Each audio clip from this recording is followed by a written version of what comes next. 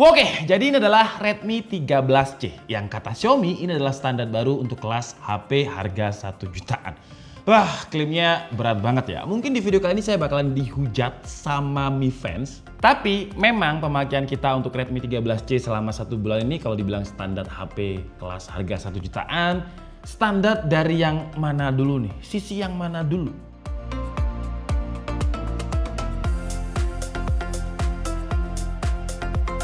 Jadi masih di episode dimana saya pinjam HP-HP terlaris yang ada di distributor ponsel. Jadi saya kemarin udah ngebahas Oppo A18, ada Realme Note 50 ya yang kemarin dipinjemi, terus juga ada Redmi 13C. Dari ketiganya ini harganya 1 jutaan. Ya sebenarnya kenapa mereka paling laris ya karena harganya paling murah. Tapi kalau secara penjualan si Redmi 13C ini yang paling gila. Di official store-nya aja itu terjual 10.000 unit lebih. Gila kan?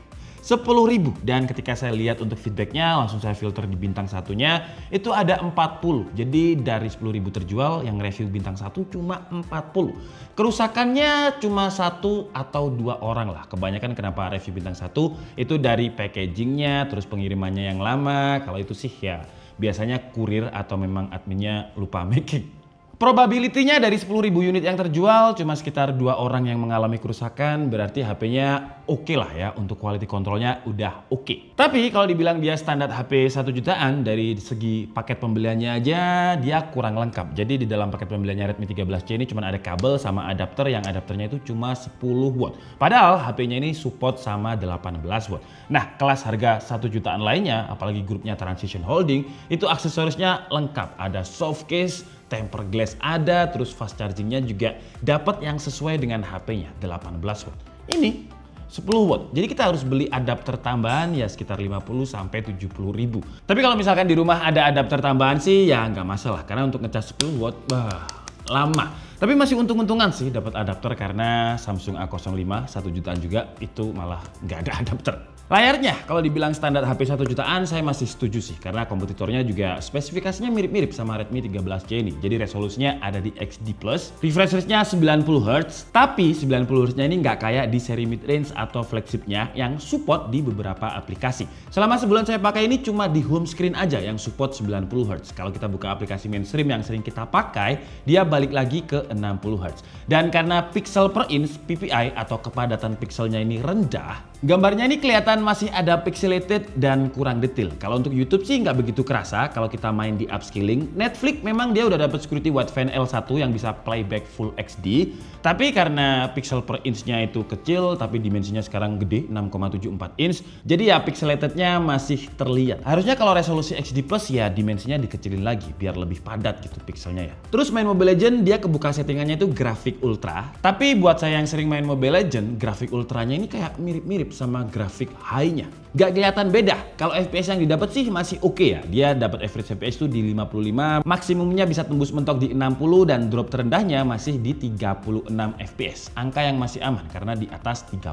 Kalau untuk game-game lain contohnya kayak PUBG kebukaannya smooth ultra, average FPS dia dapat 36, maksimumnya bisa 41, dropnya juga masih aman 30. Yang nggak aman itu kalau kita main game Genshin Impact dengan grafik lowest, average FPS-nya dia dapatnya itu 23, maksimum di 30, drop-dropnya itu bisa sampai 16 FPS. Kalau CODM aman sih, average FPS-nya di 50-an, drop-dropnya tapi bisa sampai di 18 FPS. Terus ketika saya coba untuk tambah cooling pun performanya juga nggak ngangkat. Kayak Genshin Impact saya cobain pakai cooling, average FPS-nya nggak sampai 30, cuma di 24 FPS, maksimumnya di 31, dropnya bisa sampai 14 FPS. Tapi kalau CODM ngangkat dengan drop FPS paling rendahnya itu di 38 ketika pakai cooling. Kalau kita ngomongin suhu temperaturnya masih aman karena performanya juga pakai MediaTek Helio G85, chipset yang nggak kenceng tapi memang super efisien. Dan untuk suhu tertingginya ketika main game Genshin Impact selama sekitar setengah jam ya, bagian depan itu di 37,7 derajat Celcius, belakang 38,1 derajat Celcius. Untuk record video 1080p 30 menit, suhu bagian depan itu 35, belakangnya 36,3 derajat Celcius. Secara performa kalau dibilang standarnya HP sejutaan ya oke lah. Kompetitornya memang kebanyakan pakai Helio G85. Cuma Itel RS 4 aja yang ngawur. Itu dia pakai MediaTek Helio G99 Ultimate, tapi harganya sih 1,7. Masalah lain yang saya temuin ketika saya coba sekitar sebulan ini ada di MIUI-nya ya. Ternyata beda sama seri mid-range ataupun seri flagship-nya. Biasanya kalau pas main game kan ada game turbo atau game space lah kita menyebutnya ya, atau software yang bisa kita buka untuk pilih mode dan multitasking ketika main game. Jadi kalau misalkan ada WA ketika kita main game, itu WA-nya bakal pop up, jadi kita nggak perlu exit game untuk balesin WA-nya. Nah ini karena nggak ada game space-nya, nggak bisa. Jadi kalau misalkan ada WA mau balas ya kita harus keluar gamenya dulu. Fitur multitasking lain kayak split screen, dual space juga absen di Redmi 13C ini. Padahal kan ini seharusnya by software aja ya. Kenapa nggak dikasih? Terus untuk mikrofon kalau dibilang standar kelas HP 1 jutaan menurut saya juga enggak, karena dia masih satu mikrofonnya di bagian bawah, bukan dual mikrofon yang kalau misalkan kita gunakan untuk telepon ataupun live ya suaranya kayak gini lah. Ini adalah kualitasnya Redmi 13C, kamera depan mentoknya resolusi itu di 1080p 30fps dan sekarang itu udah mau maghrib ya, cahayanya masih oke tapi remang-remang lah tuh kalau kalian lihat. Dan untuk backlightnya XDR masih oke ya, jadi kalau kalian lihat tipis. Jadi ada fasad rumah yang biasanya kalau saya gunakan untuk review video itu jadi satu sama langitnya, ini enggak. Tapi kalau misalkan fokusnya itu ganti ke muka, kayak contohnya kayak gini ya, tuh langsung hilang. Tapi kalau misalkan kayak gini dia kelihatan. Nah, sekarang kita coba untuk jalan. Masih oke sih ya untuk sebuah HP 1 jutaan, cuman skin tone-nya agak menguning dan karena dia 30 fps jadi bagian belakang yang nggak fokus itu jadinya stuttering, ngeblur gitu.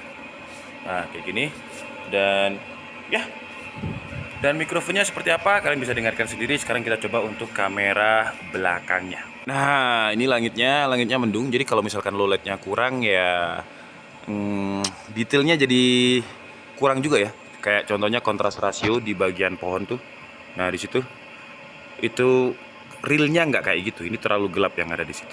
Terus kalau misalkan kita gunakan untuk panning, tilting kayak gini masih aman ya, walaupun 30 fps tapi starternya itu nggak yang kayak HP sejutaan biasanya gitu. Wah kalau cahayanya cukup, kalau kalian lihat tuh langsung bagus.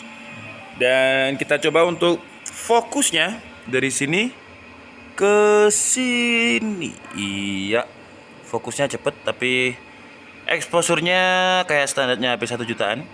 Jadi exposure-nya tuh tap-tap, transisinya kayak kurang bagus dan kadang kayak jelly gitu kalau misalkan dia kurang fokus. Sekarang kita coba untuk zoom object. Zoom object daun ini iya, detailnya kurang tajam sih ya. Jadi ada beberapa area, contohnya area ini kayak overexpose. Realnya nggak kayak gini dia. Ya, tapi untuk sebuah HP 1 jutaan, zoom out kayak gini masih oke lah. Cuman warnanya aja, kalau kalian pengen warna yang real ya belinya flagship ya, bukan HP 1 jutaan. Ini walaupun nggak real tapi hijaunya masih oke lah. Cuman ini nih, area sini padahal di situ nggak ada kayak lighting matahari yang gimana gitu. Tapi kayak overexpose sekali. Terus kayunya juga jadi lebih putih, lebih pucat gitu kalau di layarnya Redmi 13C ini. Kalau digunakan untuk jalan mirip-mirip sama selfie videonya tadi, karena 30 fps agak-agak gempa dikit. Terus detail kalau kita sorot lampu remang-remang kayak gitu, blown out-nya kurang sih.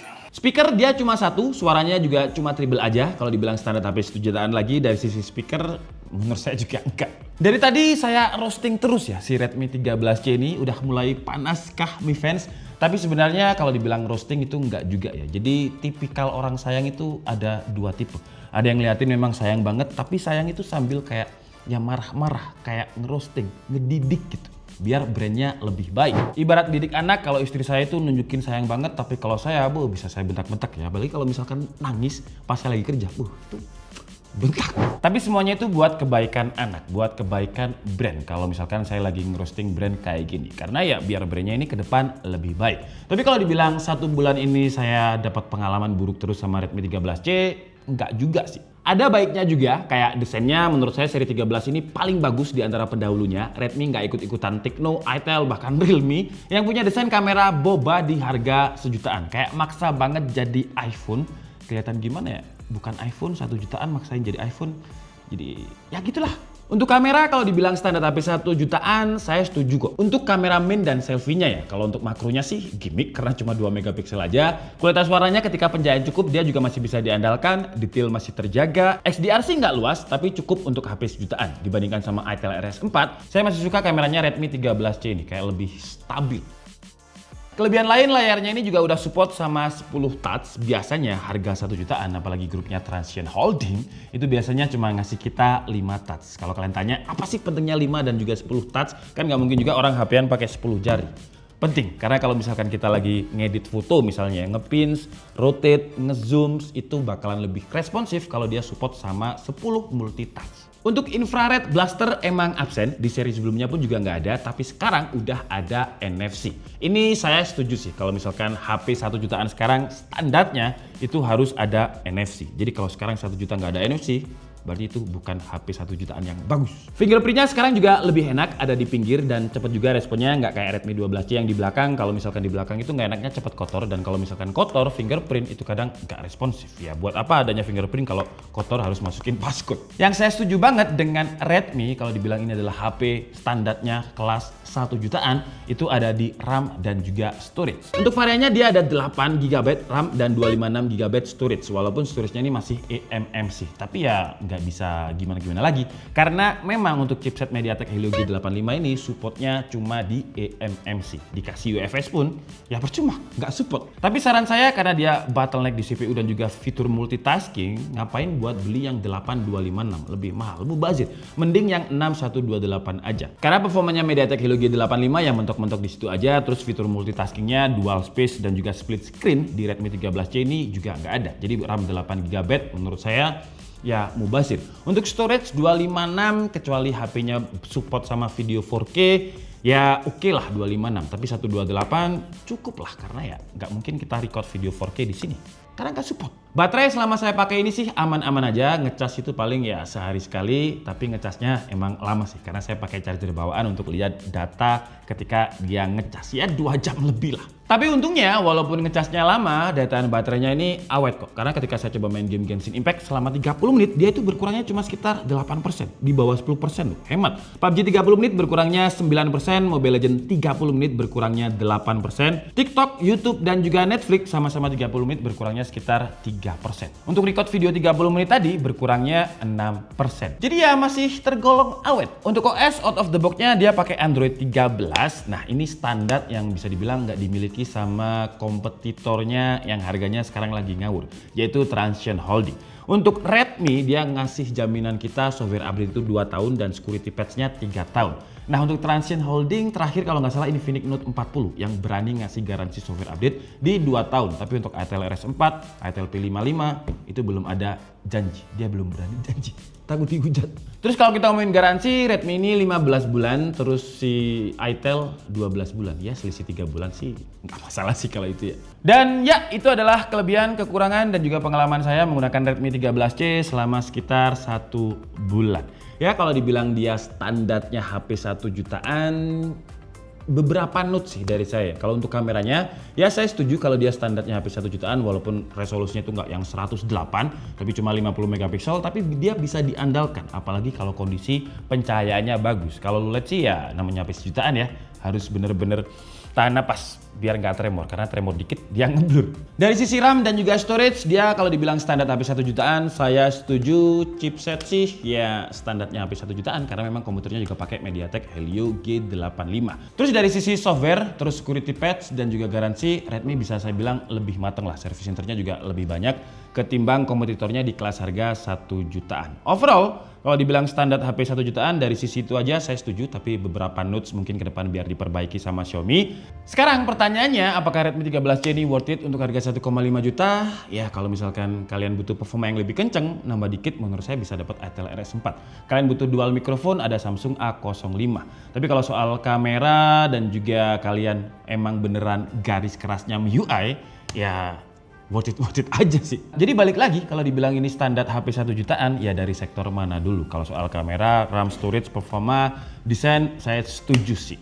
Jadi kalau kalian memang beli HP dengan alasannya yang saya sebutin tadi, ya dia worth it aja. Tapi kalau kalian butuh performa yang lebih kenceng, ya ini bukan HP yang paling kencang sekarang ya. Saya Niki Budi and see you on the next video. Bye-bye.